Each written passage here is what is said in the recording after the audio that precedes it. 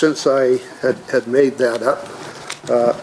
One of the big disappointments I have is that in 2012 we had an Aboriginal leadership group formed in here by the current CEO at the time, and she felt that because the number of children in care were so high that she needed a strong Aboriginal focus, and she formed the Aboriginal leadership group. I have handouts here that you can pick up and have a look at us.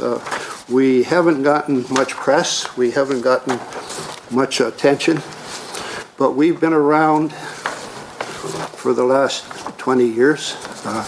In fact, we have 235 years of corporate experience delivering services to children and families. Those organizations are Aboriginal Counselling Services, Bent Calf Rope Society, Bent Arrow Traditional Healing Society, Boyle Street Community Services, Creating Hope Society, Métis Child and Family Services, Native Counselling Services of Alberta, and the Red Road Healing Society. And we meet on a regular basis, and we talk about the social and legal issues for our Aboriginal children and youth, and we talk about ways of trying to engage children's services, and we have not had a lot of success.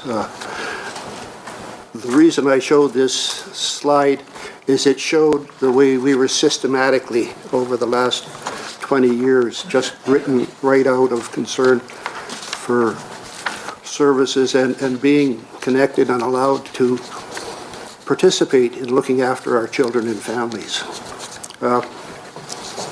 I had a long experience in the military, and a lot of the stuff that I did learn, one thing that I did learn was how to manage change. And you manage it by forming your own little support group, keeping that group, and dissenters or people who question or who want to debate what you're doing, you shut them down. You exclude them, and you don't respond to them. And that's the way I feel our community has been treated to this day. I see a lot in the paper about systemic racism. I see a lot in the paper right now about hate crimes with Muslims and whatnot. You know, and I wonder, where do our people fit in all of this? Has anybody given us the consideration of maybe allowing us to look after our children for a time? You know, one of the recommendations made in 2010 was, and that was something we wanted. We wanted an Aboriginal assistant deputy minister to look after our concerns and to look after the way services were delivered to Aboriginal children and families. We've got lots of trained social workers with PhDs, with master's degrees who are Aboriginal and have a love for their community and whatnot. That was 5 years ago. And they did hire Catherine Twin, and they excluded her. They shoved her off into the corner, and she focused on lateral violence, which, yeah, there's a lot of it in our community, but that isn't what we wanted to focus on. We wanted to focus on delivering services to children and families. And she had a staff of 30. And I don't know whether she got frustrated and quit or they got tired of her. And then we had a new assistant deputy minister appointed, and Gloria is a wonderful woman. She means well. She's not a social worker, and she does not really know our community. We're trying to engage her to work with our leadership group, and we have not been engaged yet. And I guess that's my biggest concern. When is anybody going to listen to us? You know, we're a passive, wanting to be a cooperative partner in this community, but we continue to be shut out. Thank you. Thank you very much, Don. So we have time for a couple of questions. Rick? Thanks, Don, thanks for being here. I appreciate, as I saw it, you laid out a time when government tried to listen to Aboriginal people and cooperate and then drifted away from that. You were kind enough not to accuse anybody of bad intentions, and I would say probably nobody had them, but nonetheless, it happened. Yeah. And then I heard near at the end, what you're talking about is the desire to self-determine how you look after kids in care. And I think we heard earlier that actually under I guess one of the articles of the United Nations Declaration for the Rights of Indigenous Persons, under that you actually have the right to do so. So, in your view, how do we get from here to there, and how do we do that successfully? By successfully, I think you would agree with me. I would measure success by how good it is for the children who are being affected by that. Well, I guess I'd put that question back to you. You're going to make recommendations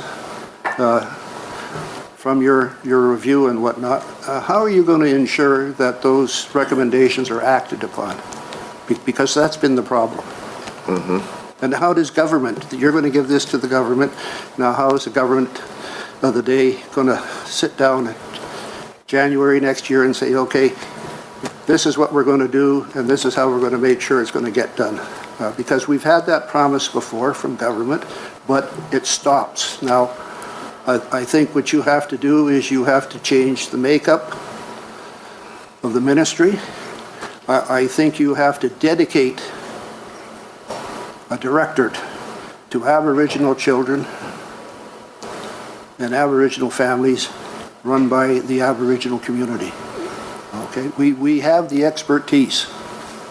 You know, I sat on the Inspire selection board for social workers and whatnot last year. And I was amazed at how many Aboriginal people were applying for funding to complete their master's degree and to complete their PhD degree and to go on to a BSW and whatnot. So the expertise is there.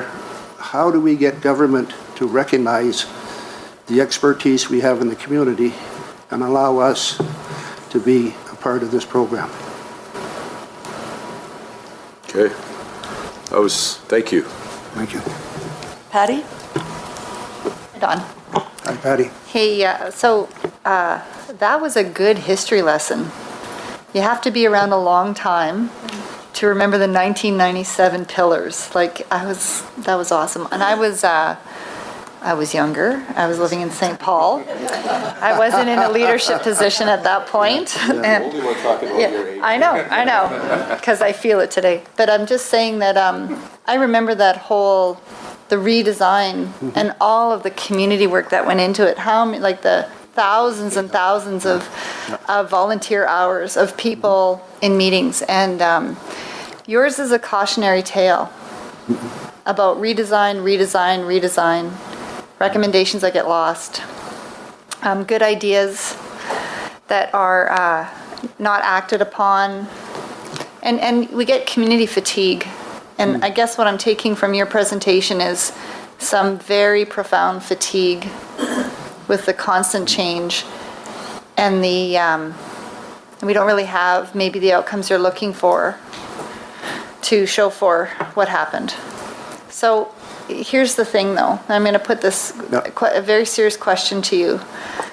We're tasked with making recommendations that are going to help, but we also understand that, as you said, you've barely just figured out one org chart, and they split it up again, and then how does this all work, and trying to catch up. So give us a little bit of direction around, if it's looking back at what happened in that 97 reorg and reinvigorating that, what would you like us to do to prevent more community fatigue in this process? Because we really want community to be engaged. Well, I think what they have to do is to go back to when we started back then and realize that only 42% of the kids in care were Aboriginal. And the way we were moving forward was with more family-based services. And I think the way we move forward is with family-based services. heck, I'm half as old as Canada now, and I got a few more years, and I'm not going anywhere until I see some great movement on this issue, really. But I think we have to move away from OBSD, outcomes-based service delivery, which they disguised this year, and they call it CSD, or Consolidated Service Delivery, or Coordinated Service Delivery. And it's payment for outcomes. And I've done a lot of research on it. In fact, I debated Gayla Rogers on prime time a few years ago about it. And I got a lot of letters, and I certainly got some information from England, who had studied CSD or OBSD, and they got rid of it, and they proved that it did not work, that it could not work. I have all their literature here. I've sent it to just about everybody in government, but I don't know if they read it. The thing is, you cannot have fixed outcomes, because fixed outcomes do not take into the influencing factors of family relationships and how families contribute to changing their lives, And the title of the article was Programming by Funding Teaches Workers to Lie. And I can send your group the articles, because I think it would be interesting reading. And I feel we have to get back to the basics. We have to get back to family-based services. And family-based services, that's what we were doing in 2006. And I thought it was just the greatest thing in the world, because it allowed us to put an Aboriginal perspective to it. And it was working on relationships. It was building on strengths. And this lady from Minneapolis, Insu Kimberg, came to Edmonton, was paid well to do many presentations for the service providers here. And it focused on building the family.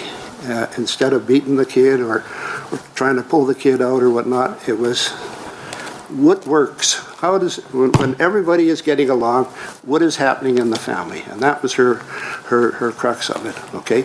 Well, if everybody was getting along and you were doing this, then do this more, and you move forward on that.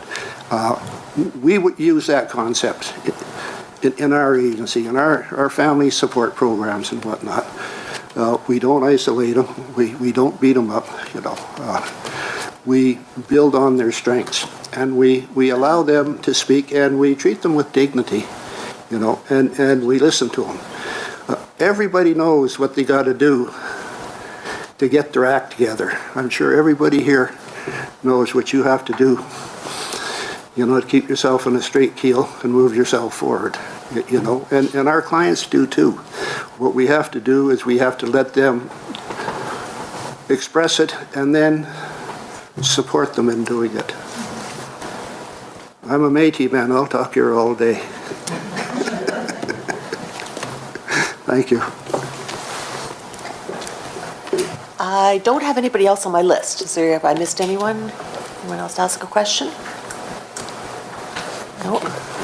Well, thank you so much, Don. We really appreciate you've given us a lot of food for thought, I think. That's, why everybody's sort of just kind of, mulling over what you shared with us. So thank you so much. And I have to say, I think it would be really awesome for the panel to take some jigging lessons. Good. Because Florence will teach you. Good. Thank you again. Thank you. Appreciate And I have the handout here on the Indigenous working group in the city. Excellent. And if you could share your other information with us by email, that would be greatly appreciated. Thank you. So our last presentation for the day is the Alberta College of Social Workers. So I'd like to welcome Julie Mann-Johnson to join us and share some experiences. That's not Julie? That's who I have on my list here. I'll Who should it myself. be? Then you introduce yourself, please. I am Lynn, yes. Is this the updated presentation? Thank you.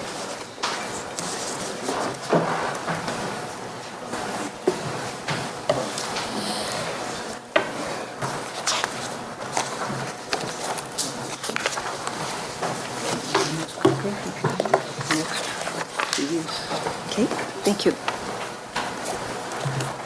So good afternoon. I am not Julie Mann Johnson, although I'm sure Julie is listening in. Julie is the professional practice manager at our college, Alberta College of Social Workers, and I am the executive director and registrar with Alberta College of Social Workers.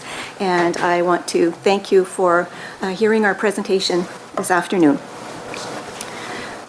So I know it's the end of the day. I'm just going to let you know I have 6 slides, and I've got a lot of we've got a lot of information that we've left for you with our notes as well. So Alberta College of Social Workers we have 3 roles. So we are the regulatory body for social work in Alberta, which is legislated through the Health Professions Act.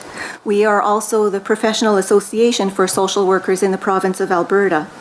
We have a 3rd role where we emphasize advocacy, and this is part of our commitment to social justice as a foundational principle in our profession, and it's very significant in the profession of social workers as part of our professional code of ethics.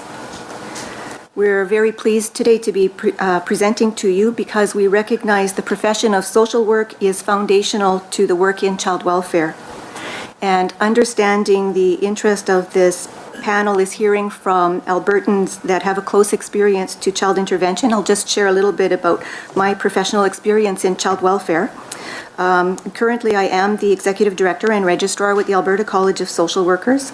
I have worked 26 years in child and family services with 33 years in the field. I have worked in child protection, in foster care, adoptions. I've worked as a supervisor, a manager, recruiter, and trainer. I spent a considerable number of years in training frontline protection workers and focusing on the area of practice supervision in child welfare. I am an Albertan from birth, and I am a relative of a child with an Asperger diagnosis and care deeply about services in child intervention services. You can see there from the slide that we represent over 7,400 registered social workers in the province, and of these, about 1,400 work in Alberta government programs, including children's services and community social services.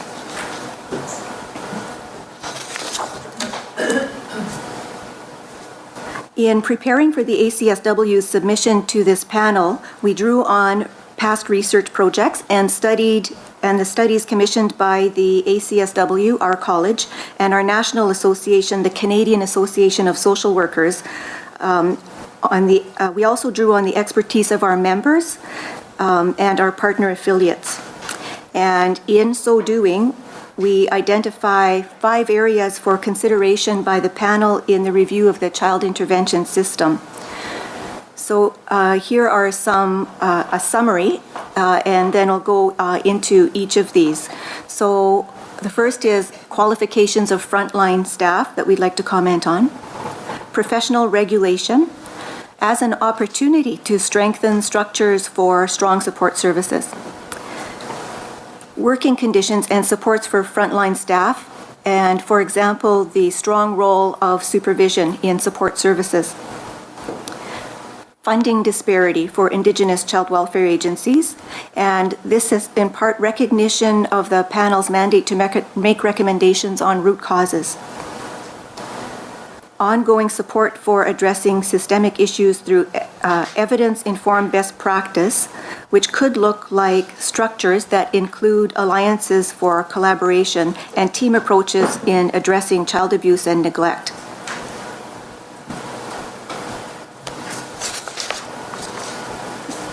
So to begin with qualifications of frontline staff. First, we'd like to acknowledge that the work of all frontline child intervention staff do every day. We all know this is challenging work. Typically, Albertans, including the media, often refer to frontline child welfare staff as social workers. While some of the frontline child intervention staff are social workers, meaning they have a social work education and they're registered members of the Alberta College of Social Workers, we think it's critical to note that a majority are not social workers and they come to the role with related degrees. At one time, the percentage of social work degree holders in child protection work was over 80% in this province. Since 1993, the percentage of child welfare staff with social work education has dropped from 67 to 40%, and we have some references in the notes for you on research that shows the stats that I'm going to be sharing with you. Currently, I chair the Canadian Council of Social Work Regulators, and we've had a recent scan of the practice and requirements of recruiting child welfare staff with social work education across Canada. And in having those conversations, we clearly hear correlations of poor quality of work life, stress, high turnover, and retention issues with those provinces that do not have social work education as a requirement for recruitment to child welfare roles.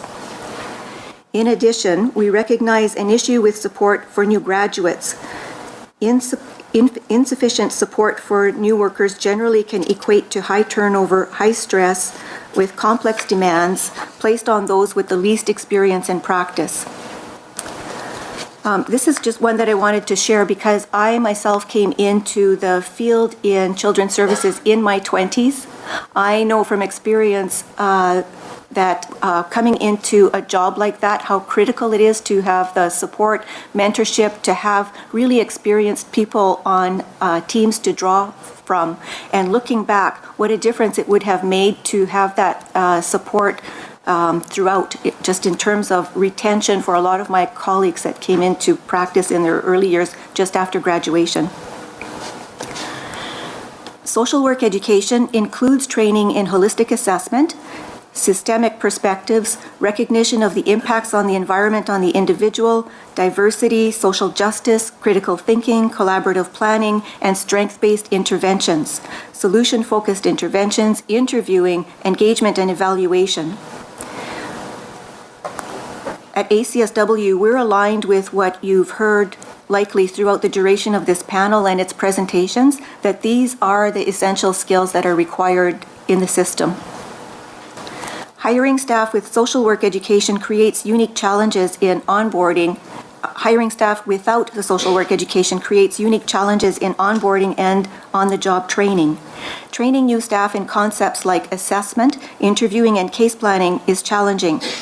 Upon hiring, staff can have varied understandings of these concepts because of varied educational backgrounds. Many staff with related degrees are introduced to these concepts upon hiring, while social work trained staff would have spent their post-secondary training in learning, practicing, and reflecting on these concepts. While job-specific training and mentorship is still required for all new staff, it's our suggestion that staff hired with social work education are better placed to fully integrate new job skills. Another benefit of hiring staff with social work education is job retention. Through social work education, future frontline child welfare staff have the opportunities to understand their professional roles, have reflected upon their relationship with power and oppression. As such, they are well prepared to enter into these roles and know more fully what to expect and reflect on their experiences based on principles learned in social work education. This preparation leads to decreased turnover. So just in summary, we strongly encourage the panel to recommend incentives that encourage completion of social work education for all those in child welfare roles, even in the case of alternate or related degrees.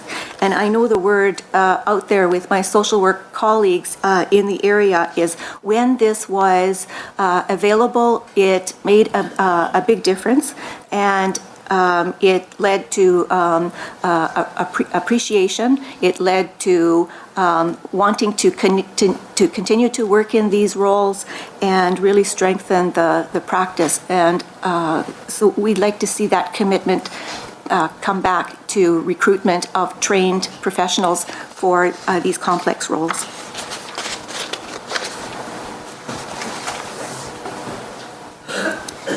Professional regulation is the next one. So in Alberta, social work is a regulated it's a regulated health profession under the Health Professions Act. Regulation serves to protect the public. It establishes, maintains, and enforces standards for registration and standards for practice, and it ensures continuing competence. The Health Professions Act requires all those with social work education and working within the scope of social work to be registered and adhere to the requirements of registration. These responsibilities ensure anyone referring to themselves as a social worker are behaving in a manner consistent with a social work code of ethics and consistent with standards of practice. Should a member of the public believe a social worker is not behaving in a manner consistent with professional standards and expectations, a complaints process allows for review. And we also think that being registered and having a place for a public to call when they have concerns it's a social justice issue. Adherence to a professional code of ethics and standards has been identified as an indicator of good practice within child welfare, again quoted in some studies, which we will leave the references with you. As not all frontline child welfare staff are part of a regulated profession, this accountability does not extend to most frontline child welfare staff currently. It becomes a challenge when the public, in general, are not aware that their caseworkers may or may not be social workers, and we hear often a lot of surprise, especially when things are happening in the media, that social worker is the term used to refer to the workers that are in the system, when in fact they're not social workers.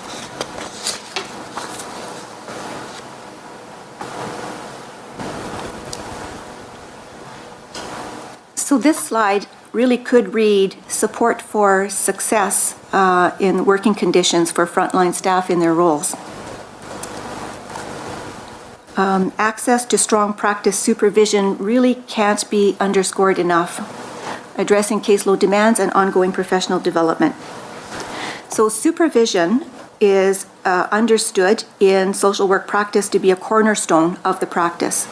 Having strong supervision that supports reflective and critical thinking is really crucial in child welfare work to support sound decision-making, to support staff, to increase retention, and to develop skills in frontline staff. And again, we have research references for this. It's crucial to consider the challenges in supervising social work staff effectively. Often, supervisors may not have professional social work education or training in the clinical aspects of supervision, and sometimes in current systems, supervision can be seen as an administrative type of supervision. The CASW found that the social workers struggle when those who direct their work do not have social work education and may not be appreciative of the difficulty of following principles of competent and ethical social work practice while satisfying the demands of the workplace, again with research reference. High caseloads, shortage of resources, and increasing administrative demands create a challenging environment to create change with children, youth, and families. Frontline staff make the most impact when they are collaborating, building relationships and interventions to create long-lasting change. We are really looking forward to hearing more about the opportunities the workload allocation model will have for staff to have reasonable workload assignments that recognize these responsibilities. Ongoing professional development and maintaining professional competencies is an expectation for registered social workers under the Health Professions Act. And again, we really see that piece of legislation as important for all Albertans and for us inside and outside the system, because it's our promise to the public that there's going to be an accountability for practice and ensuring that our practice is current. The other thing that's an important conversation for us is that the legislation around regulating social work is just so important to recognize that as part of our promise. We're a not-for-profit, self-regulated profession, and at the same time, we want to uphold that legislation. So it would make sense to us that our governments who write the legislation should also encourage that there's that accountability for the public. Just like to comment on funding disparity for Indigenous child welfare agencies. So the issue of jurisdiction for funding for children on reserve is complex, yet it must be addressed in order to rectify the situation for children and youth in these communities. A multitude of obstacles continue to cripple delegated First Nations agencies and their frontline staff. After hearing ample evidence, the Canadian Human Rights Tribunal found that the underfunding of child welfare agencies on First Nations reserves is discriminatory. Considering a long history of colonization and trauma through child welfare, such as residential schools and the 60s scoop, it's unacceptable. 69% of children in care in Alberta are Indigenous, and this disproportion has led to what's now considered the millennial scoop. It's recognized that the delegation of Child Welfare Authority to First Nations Child and Family Services agencies has provided the opportunity for some of these programs to deliver services that favor community-based, culturally sensitive, and preventative approaches. However, it's in the complicated funding formulas, jurisdictional challenges, limited capacity, and other structural challenges that continue the colonial practices historically imposed on First Nations children and families. The agencies must wear the straitjackets of provincial legislation and federal government funding regimes that often are not culturally appropriate and rarely grounded in research evidence relevant to First Nations.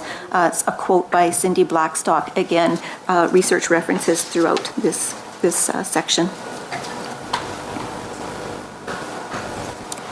Evidence-informed best practice is the next section.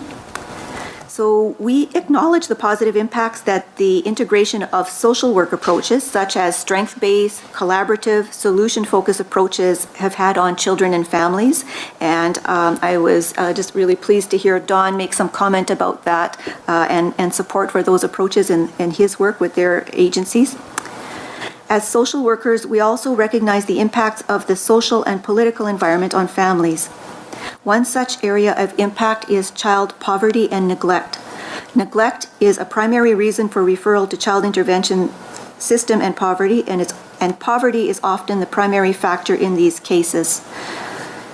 And again, this is quoted from research by Britton and Blackstock. The impacts of adverse childhood experiences, trauma, and multiple placements and disconnected youth impact the outcomes for many children and youth in the care of child intervention. A focus on meeting their needs based on current research is crucial and should be driving systemic change and policy for child intervention. It is recognized that it is imperative that the social determinants of health, such as basic income and housing, be addressed to prevent these referrals to child intervention based on concerns of neglect and poverty.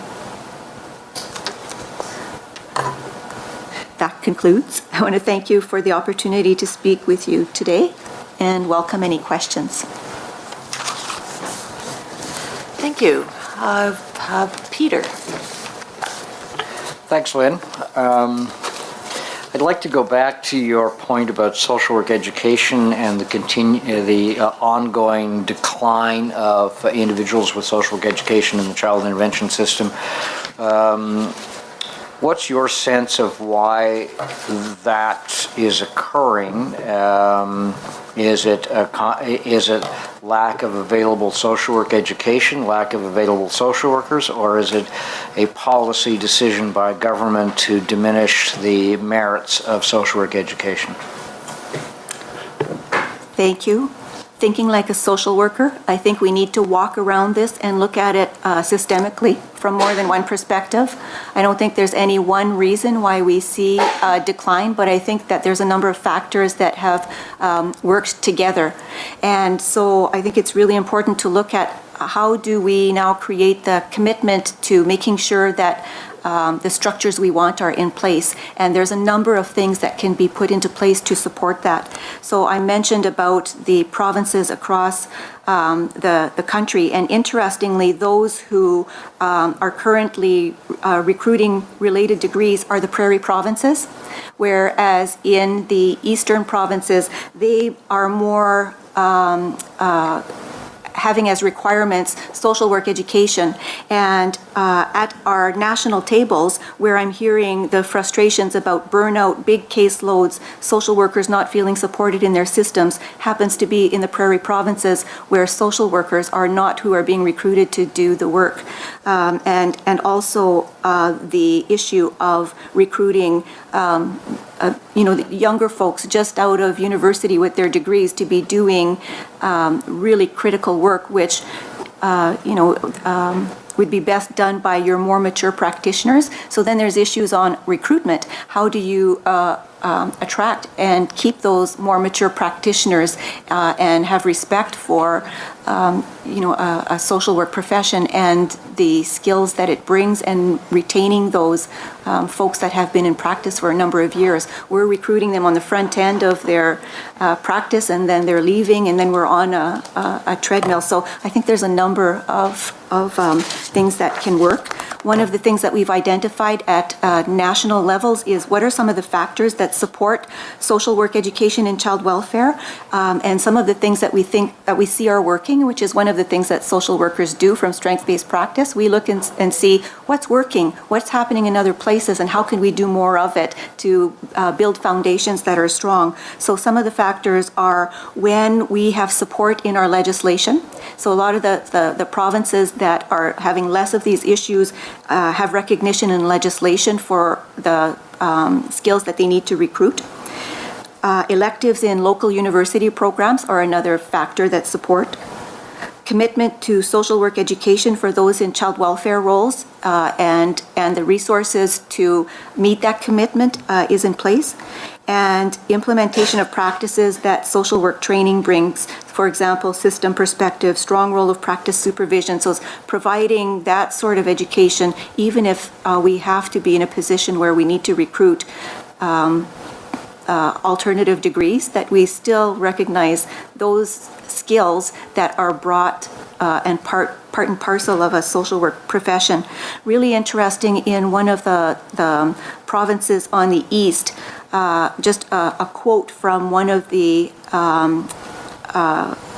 professional associations there is looking at some of us that are not recruiting social workers into these roles with the thought that it's hard to understand, can't meet the target of having social workers do the work, with the idea that if we have the commitment to having those pieces that we need in place, it can be done even in hard to recruit places. And in particular, we had the example of Labrador, which is a really difficult to recruit place, and yet they have no non-BSWs in their caseloads there, and have been able to cap some caseloads, which again leads to the retention and some addressing of some of these issues.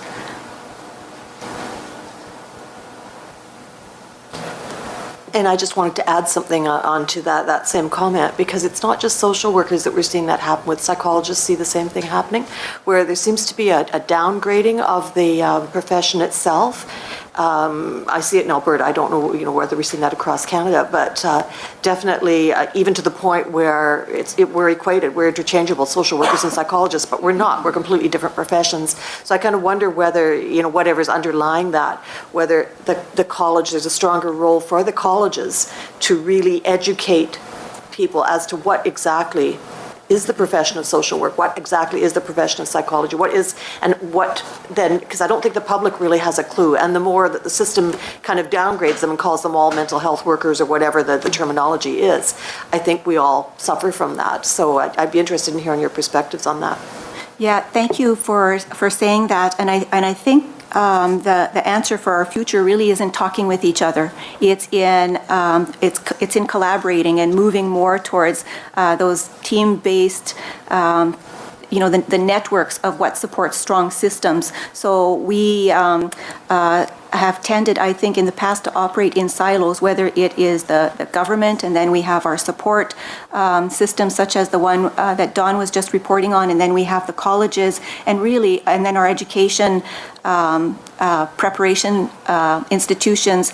And the more we're able to talk to each other and network and collaborate on the pieces that we all bring for a strong system, the better off we'll be.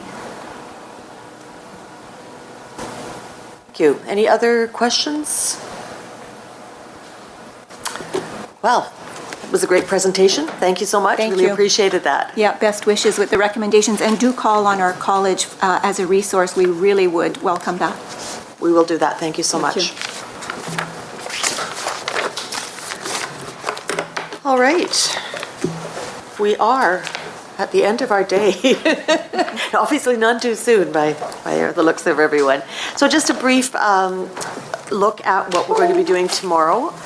Our meeting will be held here in the Federal Building from 9 till 6:30. We'll have a technical overview of foster care and kinship care from Children's Services staff, followed by a presentation from the Alberta Foster Parents Association and Align Association of Community Services. In the afternoon, we'll have a presentation on privacy and transparency, followed by an opportunity to discuss criteria and learnings to date. And then at 4:30, we'll go in camera to meet with foster parents and kinship caregivers with lived experience. So it will be a long day, and yes, David? 8 o'clock, Yes. That's my understanding of that, there's a meeting. Yeah, but that's only for the panel. It's not open to the public, so, but it is definitely, yeah, 8 o'clock. What? You have to read your emails. So with that, are there any other issues anybody wanted to mention before we adjourn for the day? Seeing none, we're done. Thank you, everyone. It's been a great afternoon. Okay. Okay. Okay. Okay. Okay. Okay. Okay. Okay. Okay. Okay. Okay. Okay. Okay. Okay. Okay. Okay. Okay. Okay.